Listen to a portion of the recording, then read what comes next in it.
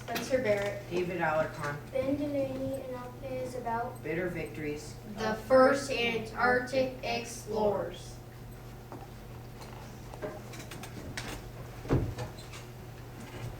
Welcome to the South Pole section of the 2007 International Year Polar Planning Committee meeting. Our objective this year is to educate and excite the public about the importance of the South Pole in our world today. Why is South Pole important? Well, there's the hole in the ozone and its relationship with global warming. those the medical and scientific studies that can only be done in that environment.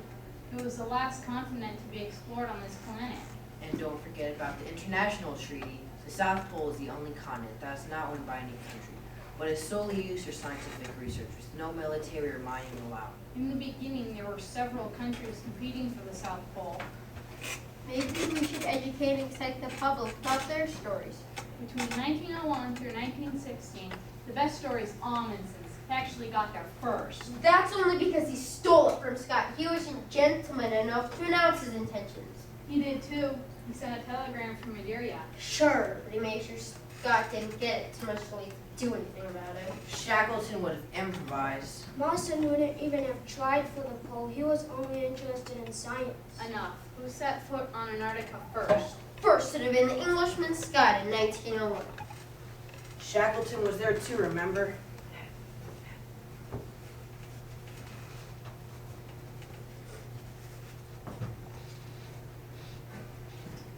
This journey has been very trying, and we have had to turn back to our base camp at McMurdo Sound. The dogs have failed us, and we are reduced to man-hauling. We are becoming sick on weekends. We map to pass through to the polar plateau. Near the end of the journey, Shackleton has to put all in the sledge and must be sent home on the supply ship morning. I do not wish to leave. If you don't get back sick, you'll go in disgrace. In the second year, I even fell in a crevasse having to be pulled to safety. This is a dangerous land. So Scott returned to England a hero. Don't count Shackleton out just yet. He made the next attempt. Not on Scott's territory, McMurdo Sound is mine. Mr. Shackleton, my name is Douglas Mawson. I am willing to join your crew for no pay if you will let me go and study the area. Welcome aboard, Mawson. I can pay you. We will be making 2 attempts. Would you like to accompany to the geographical pole? No, thank you, sir. I will try for the magnetic pole. My love is science. I tried to abide by my agreement, Scott, but storm drove us to McMurdo Sound. We made our journeys from there. We may all go. We were not so lucky. I chose these ponies instead of dogs. They did not fare us much better, so we were reduced to man-hauling again and fell short of our goal. We turned back toward life with death on our heels. We did make it farther than Scott, within 75 miles of the pole. Well, Scott's turn was next. He left and was on his way when he got an unexpected telegram from the Norwegian Amundsen. I'm an explorer at heart. I trained my whole life to explore the polar regions. When the North Pole was taken, I felt compelled to turn to the South Pole. I had to be candid about my plans, for my country is newly formed, and I had to handle diplomatic relations carefully. I left my home port at midnight and did not inform King Håkon until much later. I did not tell my men of our newly formed plan until after we'd set sail. My men are well trained for such a contest. Well, I plan to use motorized sledges. Once we did get froze, the ponies seemed too much better, so we were reduced to man-hauling. I even added my good friend Wilson to my polar party. I'm sure we can split the food with one extra. I spent the winter worrying about every detail. My men are expert dog handlers and skiers. We adopted many Inuit ways from my time discovering the Northwest Passage. We hoped we would find a way through the uncharted glacier to the polar plateau. Our luck held, and on December 14th, 1911, we reached the pole first.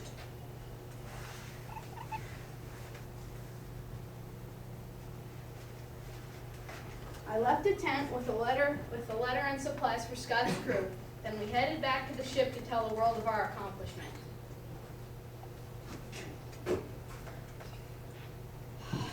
The worst has happened. On the slow march back, Evans died first. Oates died second, fighting gangrene and was close to death.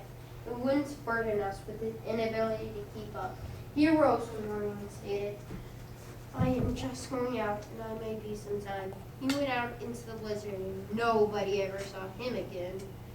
The hours Wilson and I struggled towards our 1 ton deep one supplies when we got caught in a blizzard, just 11 miles from our goal. I don't think we can hope for much better now. The end cannot be far. For God's sake, look after our people. Scott's crew found them the next year and brought back the film samples and diaries. Amundsen felt if maybe he'd left more food in the tent at the pole, it might have made a difference.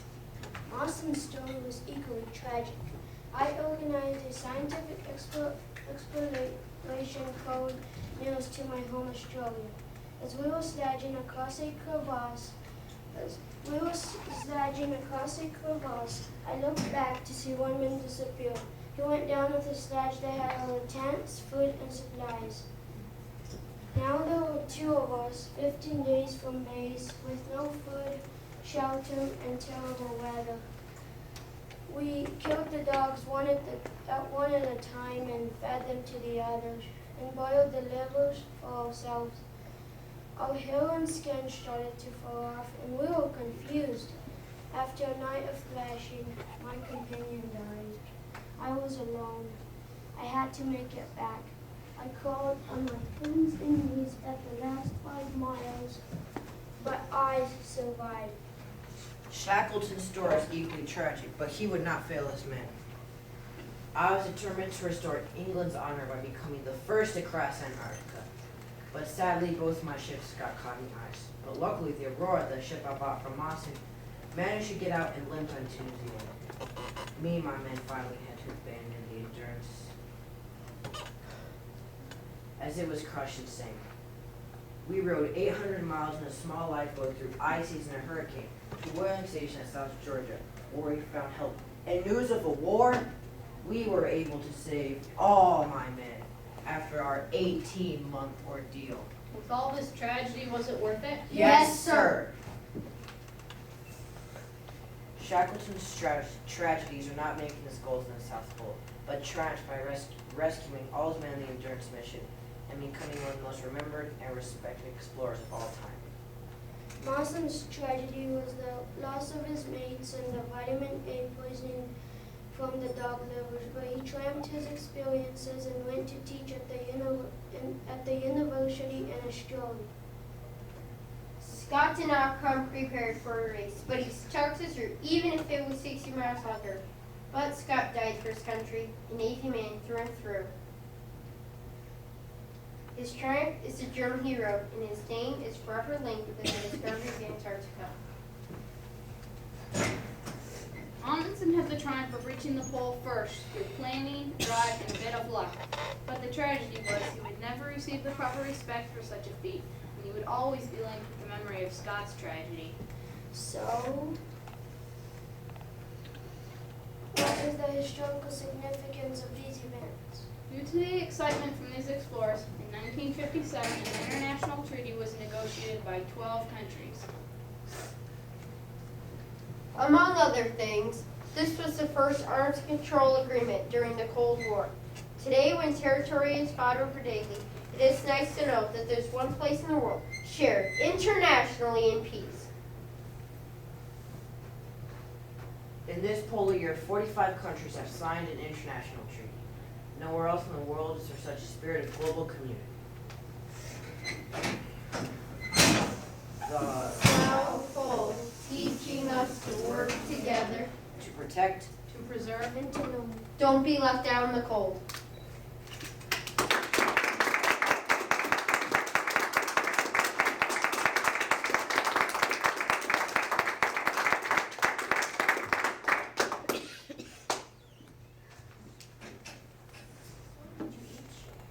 How did you each pick the explorer in your country? Well, His mom told us which. no. No. We were going through some books, and we found all these different explorers. We found Scott, which is Shackleton, which is him, and Amundsen, and we didn't find. We found Mawson. later. So we each picked a topic. David. I picked Shackleton. And I picked Robinson. I picked Mossel. And your research process has taken a while. Yeah. Yeah. What are the best sources you've found? We got a ton of books that had a lot about them, about like triumphs and tragedies they had, and we got a lot from We that watched some videos. about explorers, mostly about Shackleton. What was the original source that you liked? I bet I liked the movies. Yeah, I like these two. I like the movies too, but didn't show he kills the dogs and stuff. And some books really helped with our research. And what do you think, I mean, I know you said it in here, elaborate a little bit on the historical significance. Well,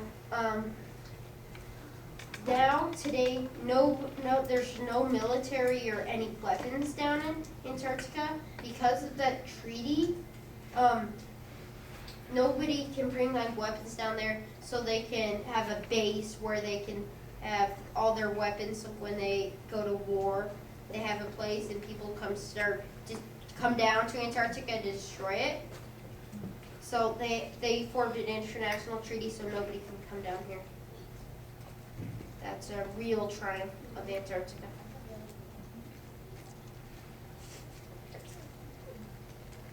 Is there anything else you want to tell us that we didn't ask?